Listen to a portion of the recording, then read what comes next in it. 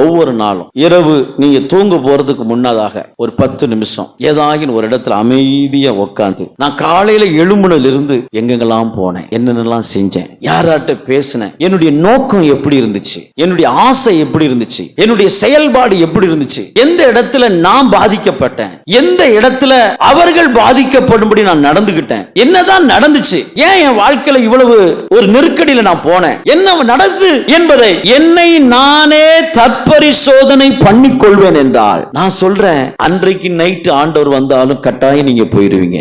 நடந்ததெல்லாம் நடக்கிட்டு நாளைக்கு பாத்துக்குவோம் அப்படின்னு தொண்டை நிறைய சாப்பிட்டுட்டு கமந்துட்டா அவ்வளவுதான். ஒருவேளை இரவு நேரத்தில் ஆண்டவர் வந்துட்டா நம்ம நிலைமை என்ன ஆகும்? ரொம்ப கஷ்டமாயிடும். நம்மை நாமே சோதித்து பார்க்கக்கூடிய ஒரு சிந்தனை நமக்குள் வரணும். நிறைய பேருக்கு பாருங்களேன், கொஞ்சம் கிருபையில வளர்ந்த உடனே அடுத்தவங்களை அப்படி A to Z வரைக்கும் சோதிப்பாங்க. கொஞ்சம் ஜெபம் பண்ண ஆரம்பிச்சா போதும், பாஸ்டர் அவங்களுக்கு வரக்கூடிய பிரச்சனைக்கு இதுதான் பாஸ்டர் காரணம், உனக்கு 1000 பிரச்சனை இருக்கு, எதுக்கு காரணம்னு இதாவது தெரிஞ்சிருக்காமா?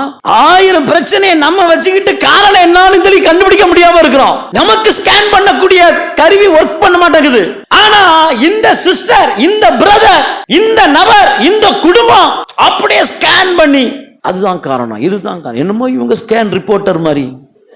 நான் சொல்றேன், அவங்கள ஸ்கேன் பண்றதுனால உங்களுக்கு எந்த பிரயோஜனமே இல்லை. ஆனா நம்மை நாம் சோதித்து அறிந்தோம் என்றால் நாம் நியாயம் தீர்க்கப்பட மாட்டோம்.